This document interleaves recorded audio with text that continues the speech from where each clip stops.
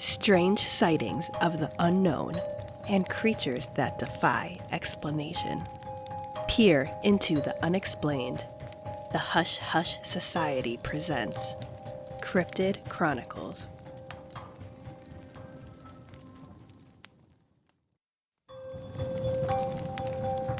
Strange sightings of the unknown and creatures that defy explanation.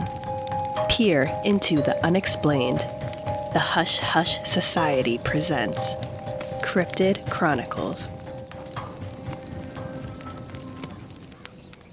Isaac, tell us a riveting story of something paranormal.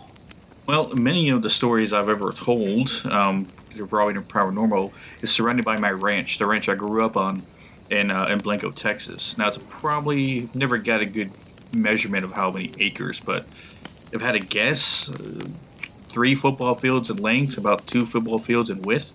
I don't know how many acres that is, but essentially it's a ranch my grandfather bought a long time ago, and a piece of land that I lived on for a majority of my life until I moved out and moved over here in North Carolina, where I am now. But on that ranch, where I experienced about majority of my paranormal experiences when I was young.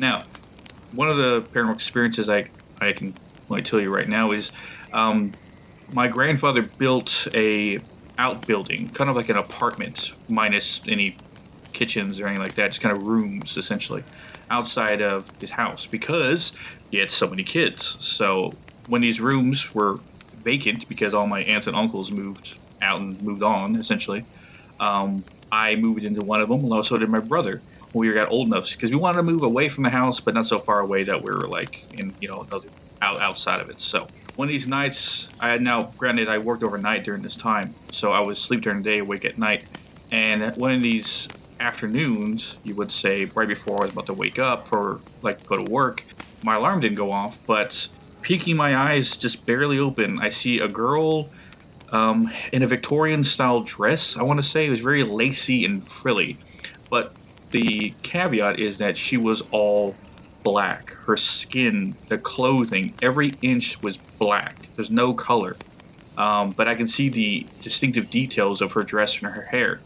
And she kept saying, "Get up, get up, get up," and it got louder and louder to a point where her voice changed entirely to "Get up," and she slammed my nightstands in the midst of saying it. Of course, that jolted me up to 100% awake.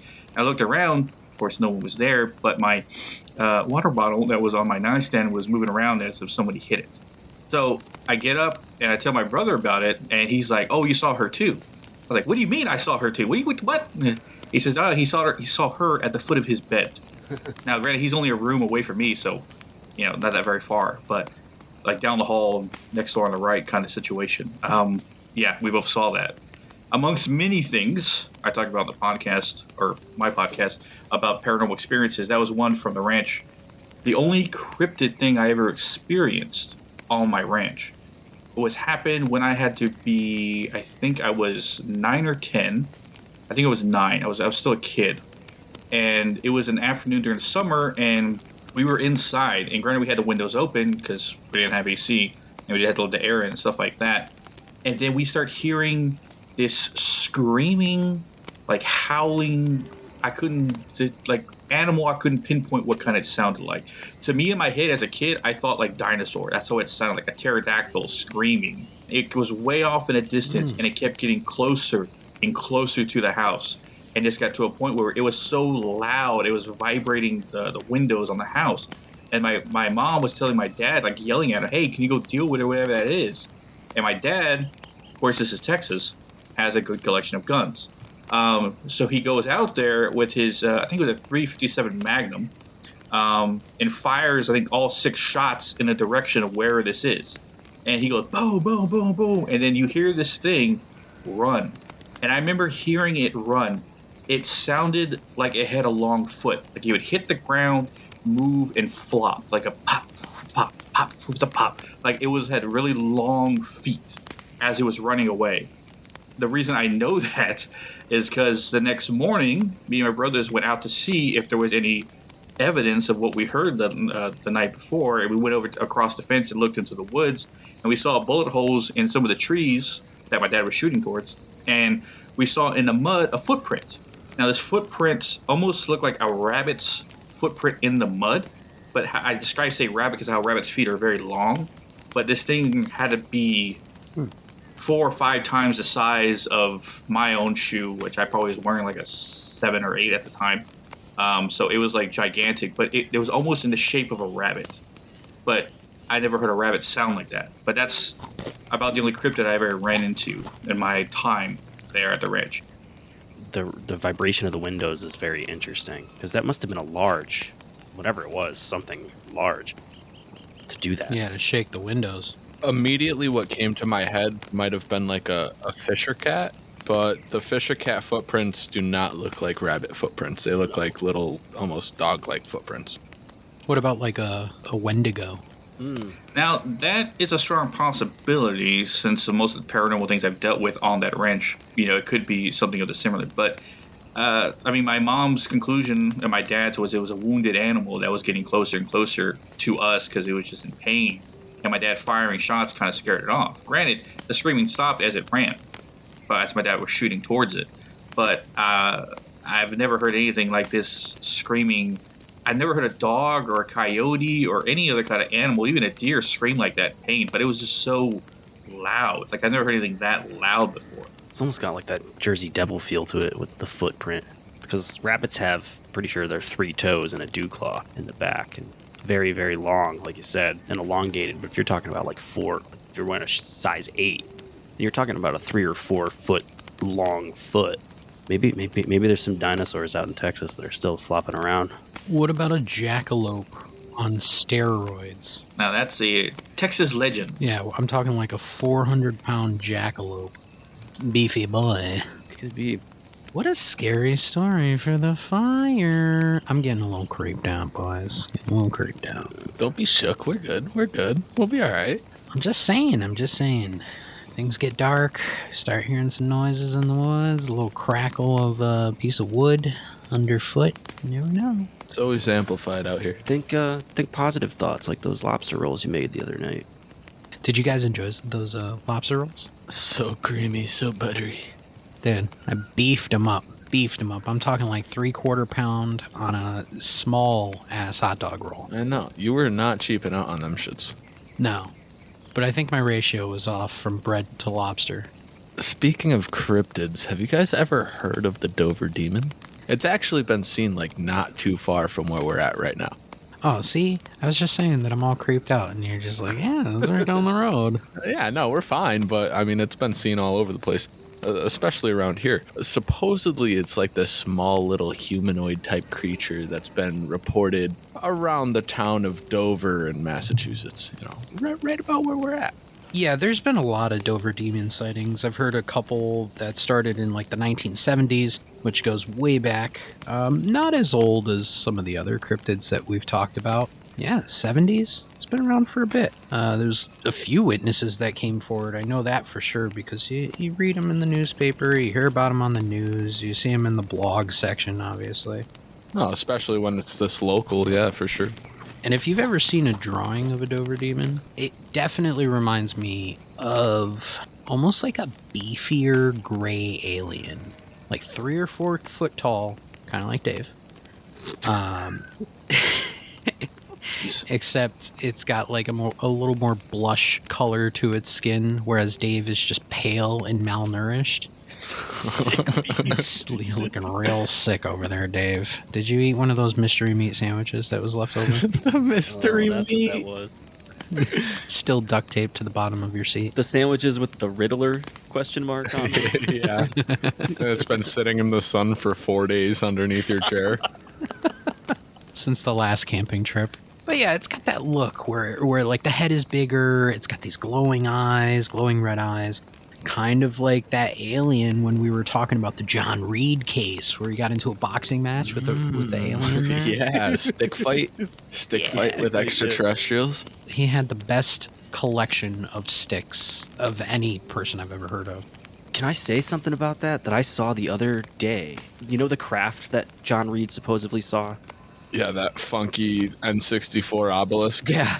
Yeah, the obelisk. I saw a show the other day where in Germany there was a sighting of the same obelisk, but it was vertical. It wasn't horizontal like that case, but it was the same exact looking image.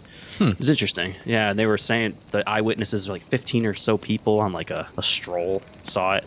Just imagine if every sighting was just bullshit.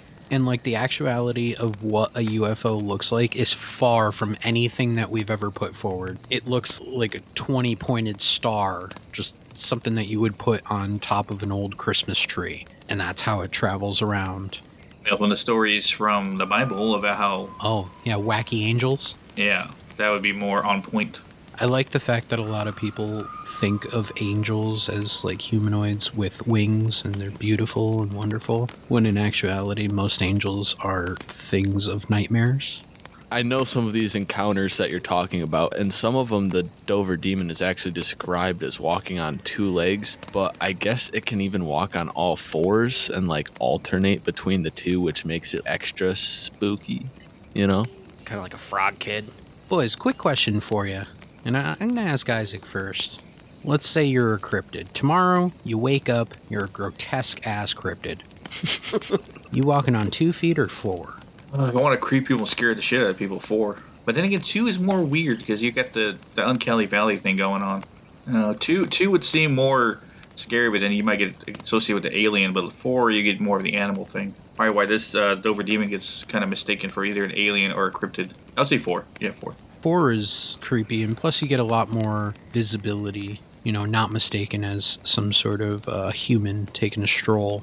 But I personally think that the best way to do it would to be on 4s, but have your huge cryptid penis act like a 5th leg that comes up in between the other 4, like slaps your chin and then pole vaults you forward. God. So you're almost doing like a little run and then a jump and then a little run and then a jump, and all you hear is like flop, flop, flop. It's essentially dick galloping. I just see like a 3-legged like contest of that. I'll be running like that. You got a bunch of cryptids in the woods, and you just see these. They're having like a literal potato sack race, and like just with their penises. nuts are slapping the ground. Like how someone runs with a 3-legged contest. That's what I imagined when you told me that. Like one goes before the other 2. Like do. But don't forget hitting yourself in the chin. Ah, jeez. It either has to be chin contact.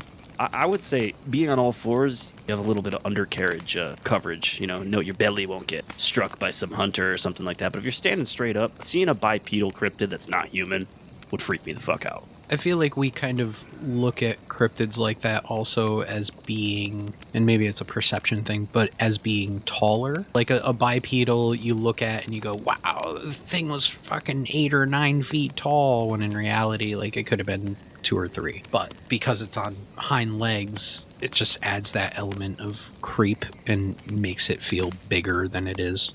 Well, the 70s, when this all went down, it was 421. It wasn't 420, guys. Damn. 421, yeah. I still think it was drug-induced. Yeah. Possibly. I mean, it is the 70s, so you never know. What I was reading is that around 10 o'clock on the 21st, all this started. And a bunch of these kids saw this, like mostly teenagers. So could they have been full of shit? I mean, they might have been. But, you know, or like Mike. 420 might have been blazing, smoking man. the wacky tobacco, bro. I saw a fucking demon. But there's a couple streets that I've heard that this sighting happens on, and one of them is Farm Street. It would be. Yeah, it would be. And I think the 2 kids' names were Mike and Andy. So they were driving, and one of them notices something crawling up a stone, you know, New England stone wall that you see on the side of the road. And he thought initially, I mean, it was a dog or a cat or something, maybe a small deer. So he positioned the car to where he shines the headlights on it and realized what you just described. I mean, something he's never seen before, some sickly Dave-looking creature. Just, you know. He just rolls his window down. Dave? Is that you, man? Stop fucking around. The shit you sold me got me seeing shit, bro. Apparently, after sighting the creature, Bartlett said that it turned its head to face his light, and its two enormous, round, glassy, lidless eyes gleamed brightly like two orange marbles. Its head sits on top of its narrow neck and is the same size as the rest of the body, like a gray alien, extremely unproportional. He described it as a baby's body with very long arms and legs.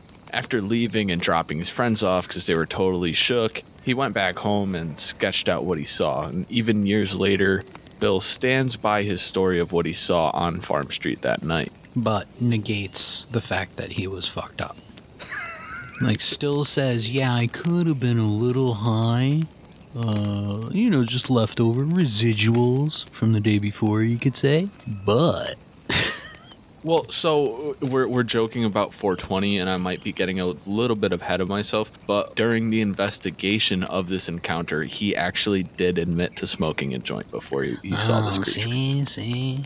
That makes sense, because... Do we have to blame the weed, though? No, because it's not hallucinogenic. Maybe I'm just putting it out there. Maybe he did some other stuff, too. You never know. It's the 70s, man, yeah.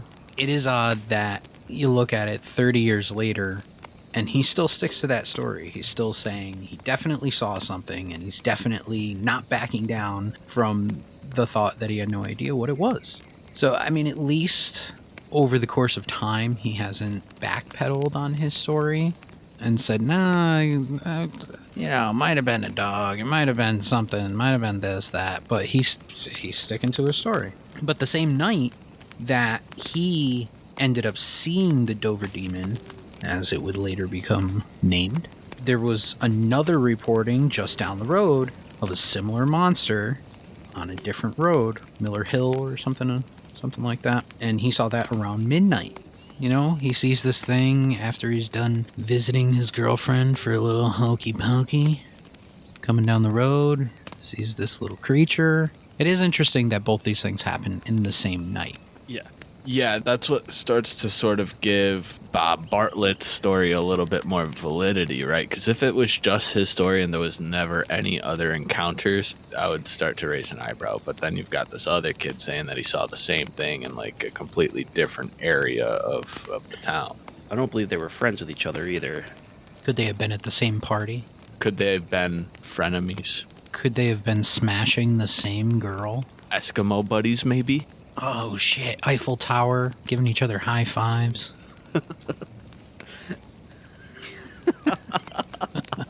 you never know what teenage girls were into in the 70s. Who knows? I just think it's really weird with, like you said, it happening the same night. What made his account really suspect was he dropped his friends off first, so they weren't in the picture. They didn't see what happened. So that kind of, at first, you could be like, well, he's definitely making it up because he was solo, But the fact that this happened again, and Dover's not a very big town. I think it's got like 5,000 people or something. It's a small, rural town. There's probably we're probably naming all the streets that are in the town.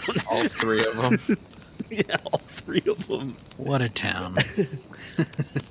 Isaac, you ever been to Dover? No. Then again, I've been through every southern state, but never any northern ones. Oh, you gotta drive through. You get the creepy shit up in the northeast. Oh, I know. There's a lot of places up north that I want to go to. Just avoid New York. Already been. There's some good paranormal spots up in Connecticut. You got like Dudleytown and Green Lady Cemetery. I've been to a lot of the ones in Connecticut. They never really did anything for me, honestly. I was always let down. Most of those places, when you drove out there, it's like 40 minutes, 45 minutes, and you drive out. You and your boys and your friends were, oh yeah, we're gonna go out here, we're gonna see a fucking ghost. And then you get out there and you guys are all just sitting in the fucking darkness, just, oh, did you guys hear something? It's so terrible. That's a testament to how much Connecticut is terrible. It's like even our haunted places are not that scary. Have you been to the abandoned Remington factory in Bridgeport? No, but I would imagine most things in Bridgeport are scary already, so... I heard that's wicked haunted. I don't know. Field trip that shit. Yeah, but then we gotta like run into the bums living in there and stuff. Love bums. The price you pay. The price you pay for a good field trip. The field trip that Baxter was on his way home from his girlfriend's house, he actually stopped and said, "Who is that?" he yelled at this creature, and all he saw was a shadowy figure, and the creature was like, "It's Dave." No, I'm just kidding. It didn't say anything, and just it darted down a ditch. And for some reason, this dude's like, you know what? I'm gonna run into the woods and follow it, not knowing why you would do that. I mean, I would be out. I'd be like, scoot. Listen, I don't want to speak ill of my brethren, but that's some white people shit. What? Just running? White people love that stuff. They're like, they see something terrifying or scary and they're like, let's investigate. They built an entire goddamn cartoon off of it. Scooby-Doo, they're all white. Every time that they see a ghost, they're like, chase after it. That's fucking insane. Why? Yeah, but that's because they know that it's not a ghost. Like, every time it's some dude in a mask. That's true, but still, like, you chase that danger. You chase that, like, imagine just the worst Scooby-Doo episode where they're like, yeah, chase him down, and it's really a ghost or a poltergeist or a specter or some sort of creature, and it tears apart that group of friends. Just obliterates them. The dog gets away because he's smart. He likes to run away. Him and Shaggy, they're not about it. Yeah, not to delay or derail the podcast, but when it comes to dangerous situations and dangerous locations, I go directly for those places because I'm not sure if you listened to my podcast or not, but I talk about my technically psychic ability that I have that prevents or at least makes me equipped to deal with anything dangerous. Oh. You know, I was listening to one of your episodes about that. I think I listened to the Hat Man episode that you guys had. You guys were briefly talking about exactly what you just said. And it made me think of the stuff that Goldberg was saying, you know, like how you could protect yourself with your state of consciousness from darker entities and things like that. Not exactly. My ability is, like I said, singular unique because I don't need meditation. I don't need spells or equipment or prayers or anything like that. My ability resides in my hands, and the closer I am to an entity, let's say a dark entity, my right hand will start to charge. The sensation feels like when your hand goes to sleep, that tingling sensation that spreads, and it'll spread from the center of my palm throughout my entire hand. And the closer I am to an entity, the stronger it gets, or depending on the strength of the entity itself. Now, I can also feel that energy, but I can pull that energy into myself. And I used to filter it, kind of like just absorbing the energy and filtering it out later. But I have learned to imprison the dark energy into an object directly. And that's what I've been doing for the last, let's say, 9 months or so. And all investigations and locations that we've gone to, me and my paranormal team, I pull these entities and I imprison them, and it's basically creating a haunted object, but nothing can escape this object that I've basically created a haunted object in a sense. But yeah, as I said, when I'm going to dangerous locations, I have no fear because anything that gets too close, I can just take it out. I always wondered what it would be like to not necessarily ghost hunt, I would say more cryptid hunt, and bring someone with psychic abilities with us and see if, you know, you always have that communication with maybe spirit, you know, entities, but is it possible to maybe have that psychic connection with a creature or with a cryptid especially? That's interesting. I mean, I know that the Ghost Adventures is a guilty pleasure of mine. I watch Ghost Adventures frequently, and they bring psychics on the show all the time. So, I mean, that'd be cool to see what that would translate like with hunting for cryptids. I don't know if any of these like cryptid shows on Discovery Plus or anything have ever done anything like that, but I'm definitely going to keep an eye out for it. I think the only one that I've seen them bring a psychic on was the newer season or the past season of the Skinwalker Ranch show. I think I've seen them, and they brought some guy on, and they doctored the footage to make it look like the entities got pissed. Even that in itself is also paranormal contact, you know, in the like ethereal type of way. For instance, like Finding Bigfoot, you know, on that show, if they brought a psychic with them, could that psychic feel the energy or interpret the energy coming off of a cryptid creature? I guess the only way that would happen is if that creature was paranormal and not physical. Does it work with physical, actual, living, breathing, flesh and blood objects, or does it have to be just an energy? We'd have to revert to Isaac on that answer because he would be more in the know than us. Because if you can capture a Bigfoot for us, I mean... I don't say I want to. So one of the cryptid I probably will want to avoid. But yes, essentially, I've pulled dark energy from haunted objects out there. Something that's has something entrapped in it, and I've done a possession case before where I pulled something from somebody. So if the dark energy isn't something, I can pull it from the it essentially. Now, what exactly happens with that energy? Like I said, I pull the energy into technically my hand. Before I filter it, I outvoicely command it into the object that I use, which is a ring.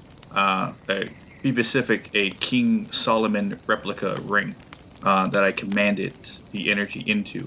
And my wife, who is a psychic, very powerful one, she says when she channels the ring, or can hear it, it sounds like screaming, snarling, cussing, swearing, just like a prison of like a group of like essentially men just yelling and screaming, and sometimes like a animal screaming, like death metal screaming, just like how a demon would sound essentially.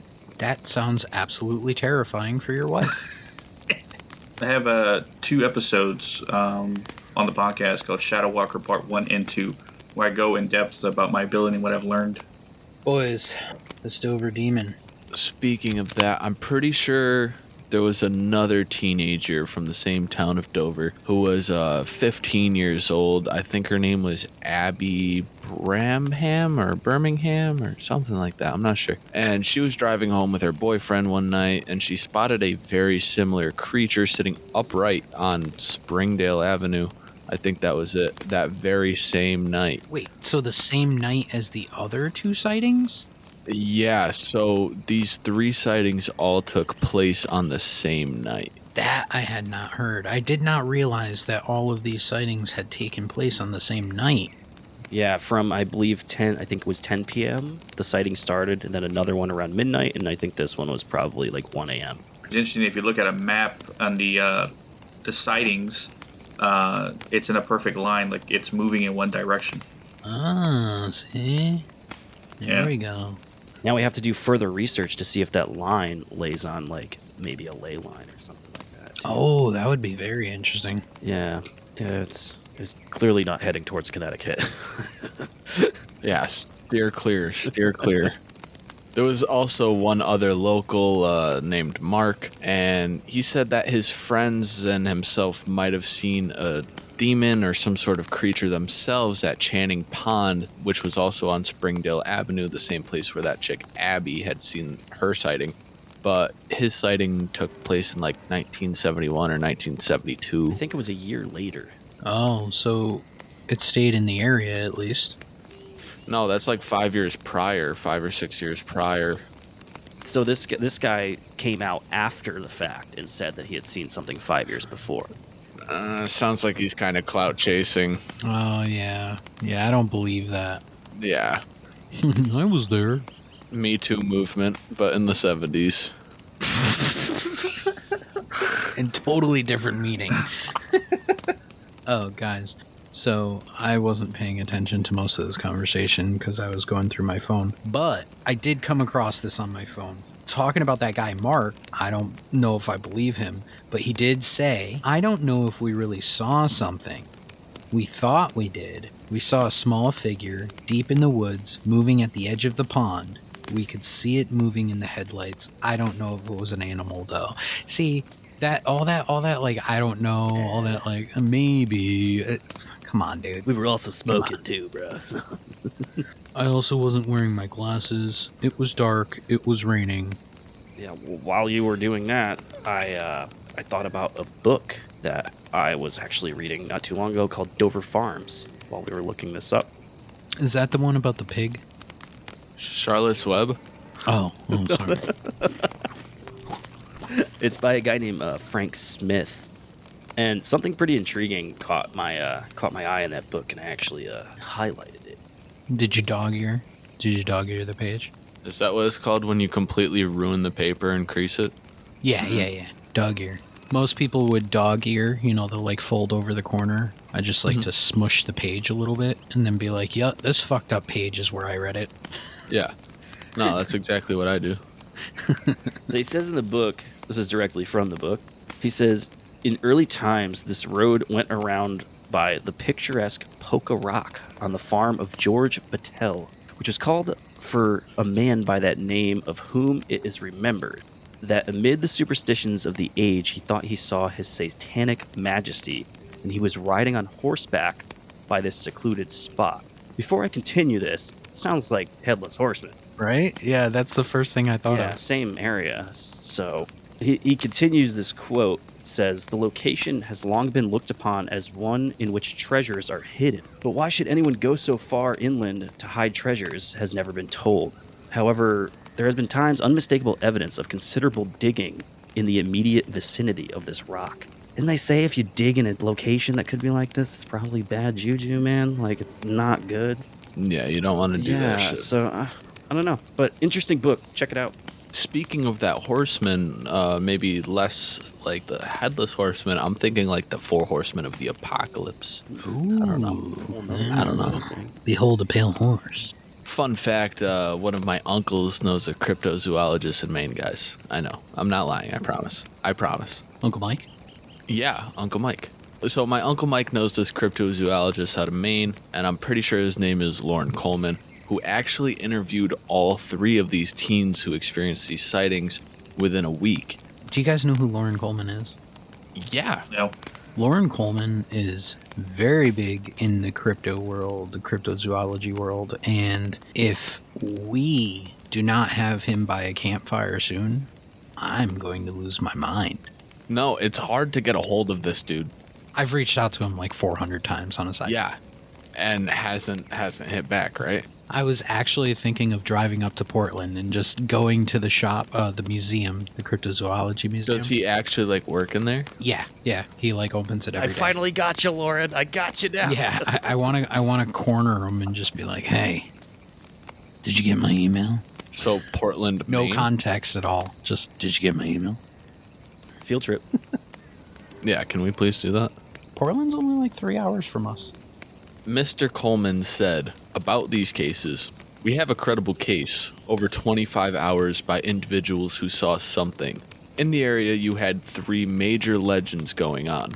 The apparition of the devil on horseback, the tales of buried treasure, and then the Dover demon. And I think it certainly says something. It's almost as if there are certain areas that collect sightings almost in a magnetic way. Lines. Magnetism. We talk about like weird magnetic anomalies, especially when it comes to cryptids and the places that they're found and the sightings. So it always boils down to these magnetic anomalies, like we just said. So there just so happens to be in Dover this massive geological rock known as the Poca Stone.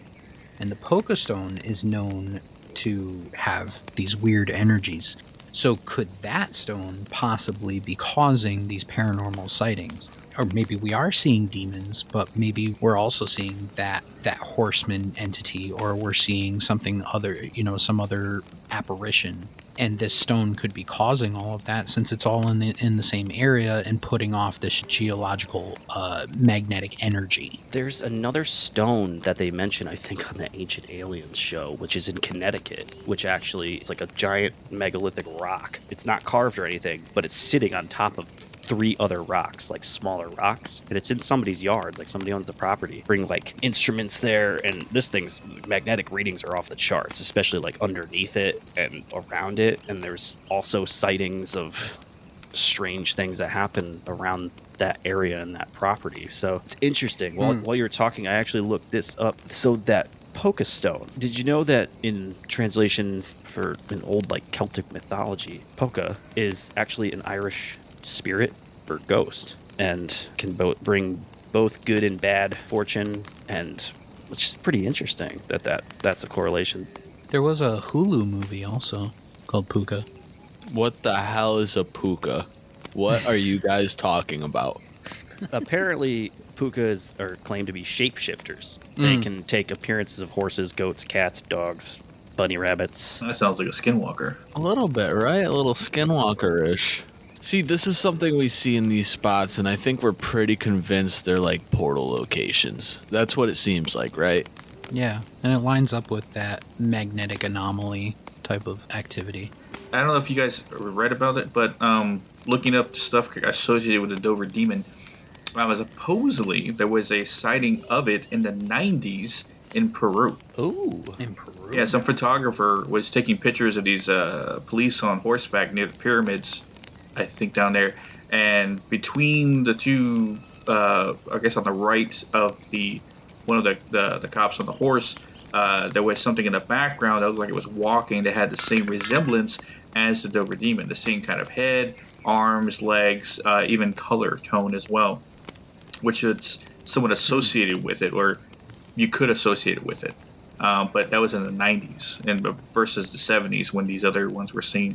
Is that the same occurrence where it might have been in Mexico, the one I'm thinking of, where there was a small gray humanoid-looking alien that was terrorizing a town?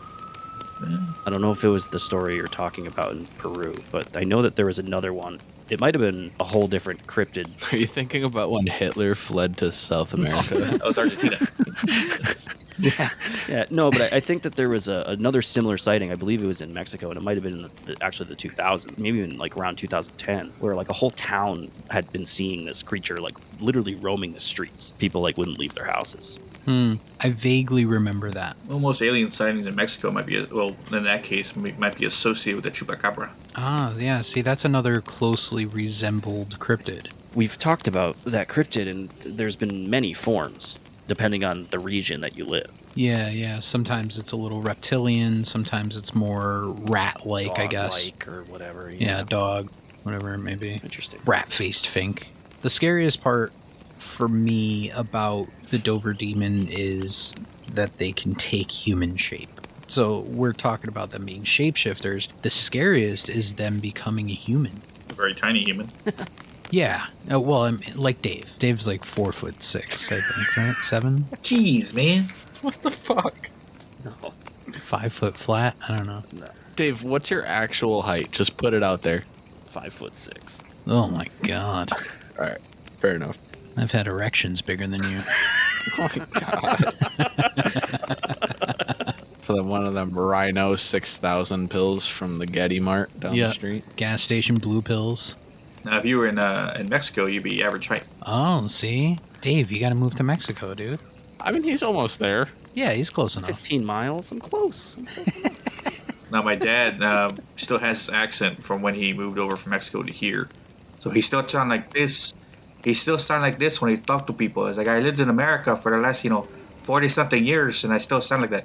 Is it like half Mexican, half Texas, though? Like a Tex-Mex accent? Do you mean like Spanish with a country accent? Yeah, because aren't you in Texas? Not right now. Tex-Mex. It's from Texas originally. Yeah. Sound like this. Funny enough, off topic again. When I was in the bathroom one time taking shit, some guy walked in and with a country accent said, "Chingo madre, brother." Oh, Jesus. Because I guess it stinks so bad. But he said he spoke Spanish with a country accent, which was mind blowing to me. It made me laugh. I was Oh, my God. like, "Híjole, brother, you gotta get that, fix that." That's like when you see Asians with a southern accent. It throws me the fuck off. The first time I went to Dallas-Fort Worth and went to the airport, I was outside and smoking a cigarette back when I smoked cigarettes. And I'm sitting outside, and this fucking Asian dude walks out. I'm talking like blue denim, spurs on the boots, cowboy hat on, and he comes out and he goes, "Hey, brother, you got a light?" I'm like, dude, wide-eyed. I'm looking at him, and I'm like, yeah, I got one. Give him the lighter. Lights, of course, a Marb Red, because so on brand. It gives me back the lighter. He goes, "Hey, how long you got left on your flight?" I'm like, like 3 hours. He goes, "Oh, damn, I've been I've been riding these things for 12 hours a day for the past like 2 months trying to get the dude full on conversation. threw me off, threw me for such a loop. He was super nice. I was so enthralled. Now, when I work construction, not saying I look anything other than Mexican, but I mean, I've been confused with a lot of different things here in North Carolina. Some people think I'm Samoan. One guy thought I was Italian. The one guy thought I was Russian. I mean, granted, not having an accent, I don't know. I don't know what it gave me away, but I guess being 5'10", 260 pounds, I mean, I guess I don't look like your average Mexican, nor do I sound like one. But it was funny is when I worked construction when I was a kid, like 19, 20, I was in a group of all other Hispanic guys. And this guy backing this truck full of wood up this long path in Austin. And it was a very steep road. He was trying to figure out how to do that. And my foreman, the only white guy in the entire crew, was talking to him. And then I was standing in the group just waiting for us to get ready to load that wood. And he was like, my boss went and said, well, let me go check with the owner real quick and see how I get this over here. And the driver was standing there. And I go, hey, why don't you just back up backwards so the wood doesn't slide off? And for a second, he gave me a double take, like, what the hell? And because like, well, this one speaks English. Holy crap! You know, that was his whole the gaze on his face. It's like, because I spoke with no accent in a group full of ones that looked like it blend right in, which is, I guess, that blew his mind for a second. I didn't realize that until afterwards. Like, he was surprised of how I sounded. Joke's on that guy. Like I said, the ending on the pook, that word is used for the same type of thing in multiple other cultures, like Norwegian, Icelandic, Swedish, you know? So it's very strange that happens. But a lot of people really have dismissed this entire thing as a hoax. And there's really no evidence other than the drawings and the accounts that these people say. Another idea, though, that people were saying, which is kind of ridiculous, and I don't know how factual this could be, but some say it was a young moose, like a moose calf. What I was reading had said that there was no wild moose in Massachusetts in the 70s, but I find that hard to believe. There must have been at least one moose. Dude, I've never seen a moose in Massachusetts. Oh, you don't live in Massachusetts? Yeah, but I've been there enough. You would think I would see at least one. Well, you're not going to see a moose walking down Boylston in Boston. Yeah, but I've been to other parts of Massachusetts. What's that fucking moose over there? Hey, guy, what the fuck are you doing out here? What do you guys think this thing is? Isaac, do you think that these people were full of shit? Do you think that they were too much of the Cinderella 99? Or do you really think that any of these guys saw something? Well, being surprised that this is even a cryptid on the list of cryptids to begin with. I mean, probably a sea level cryptid amongst the group of cryptoids out there in the world. Possibly. But like Bigfoot is probably class A, just because of how much attention it gets. But this is like I didn't even hear about it till you guys asked me to look it up before this episode and stuff like that. And I was like, the Dover demon, what the hell? And I looked it up, and all the descriptions, the picture, from how it looks like, from its eyes, everything, it's alien. It looks like an alien. If it's a child alien, if it's another species of another alien out there that we don't really know that much, I don't know. But everything it says alien. Granted, there were no sightings of ships or lights in the sky every time these Dover demons were seen, especially the one in Peru versus other one. And apparently, there's some place called the Lavender Road or the Lavender Trail in Rochester, New York, that someone saw something that looks similar like this as well. The same description anyway. The big head, skinny neck, big fingers that look like we call it almost like frog fingers, essentially. Like suckers on the end, almost. Yeah. You know? So I feel like it's an alien more than anything, because how it looks and the fact that it wasn't vicious or violent towards anyone. Like, it always ran away from anyone. Like, it did not want to be seen. It didn't want to be heard. It didn't want to make communication whatsoever. So it could be a child alien. Like, maybe a child of an alien that got, like, I don't know, left behind, or he snuck out and stole dad's ship and, flew down to Earth and, like, oh, crap. And he ran away real fast and he got back and he left. And on his way back to the ship, those three people saw him. That's why he was so tiny. And maybe alien gray's skin is a pinkish red color when it's young. Like a baby chick. There's a possibility. Yeah, or like a hamster, so they're pink when they come out.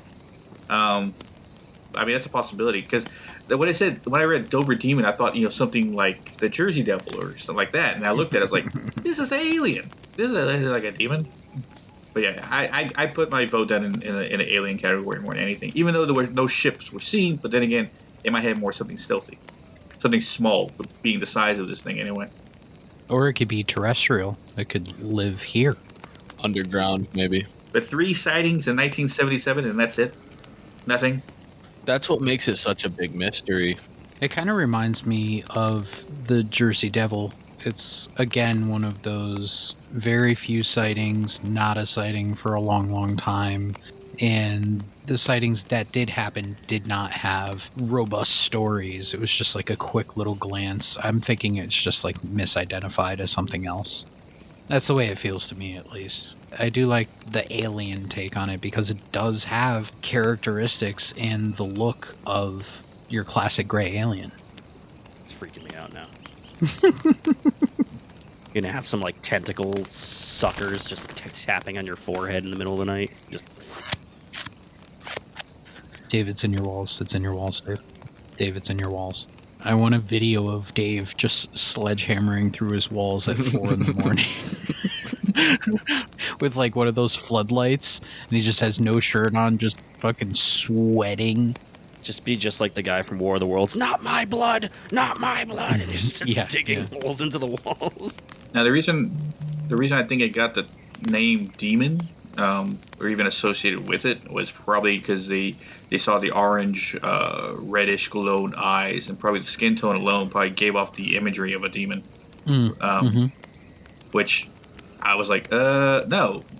I've actually dealt with them, and they don't look anything like that. They're mostly black masked shadow figures. Now the red eyes, kind of spot on, but the few demons I've actually seen in person, the eyes are more of a deep dark red, but not bulbous and glossy. You know, you're not. No, that's like an alien. That's what I was like. A bulbous melon head. Maybe it was a melon head. Well, that's why it's ironic, because this thing literally has like the head of a melon. I mean, I guess melon heads do too, but what if this is just like a melon head that escaped from Connecticut and made its way into the woods of Massachusetts and just got like raised by fucking coyotes or something, and it's just totally animalistic, living in caves and stuff, and he just has jaundice. That's where the orangish, like, yellow eyes come from. I don't know. Got really bad allergies. His eyes are super swollen. Oh, boys. The hour grows late. Yeah, I'm about ready to tuck into the old bedroll and go the fuck to sleep. Thank you for spending some time with us around this fire. This last couple of days in the woods have been great. Just kicking it back, slamming Sam Adams, fishing, great food, them lobster rolls. Mike, thank you again. All right, boys. Heading off to bed. I'll see you boys in the morning. Before we hit the tent, Isaac, tell us about your show. Tell us what you guys have going on. My podcast. Yeah, the podcast is Hidden in the Shadows. We release episodes every Monday, except for this Monday, because I'm doing this with you guys. But it's basically a podcast where me and my wife discussed everything paranormal, some cryptids, possible aliens, and everything that we normally would be hidden in the shadows amongst society. And I always say that we've experienced most things we talk about, but not everything we talk about. But there's a lot of stuff that we can speak from experience, a lot of stuff we talk about. And also being paranormal investigators on the side, we bring in a lot of, we call haunted updates in the beginning of our episodes. We talk about something that we dealt with paranormal-wise between episodes, which is always something, because me and my wife always encounter something paranormal weekly. So whether we're out there looking for it or it comes to us. But yeah. And then basically the way you listen to us is Apple, Spotify, anywhere you can listen to your podcast. Or go to hiddentheshadowspodcast.com, where it has links to all our social media and all ways you can listen to us. Also links to our merch store where you can get some fancy shirts. Nice. Beautiful. We should definitely have you guys on again, and maybe for one of our regular debriefings about like ghosts or something paranormal. Like, oh yeah, you barely tipped the iceberg with what I've told you. Not even the tip, Dave. Not even the tip. What a tip tease. I'm gonna go think about that in my sleeping bag. What a tease. I bet you will. Thanks, everyone. Good night. Good night. Good night.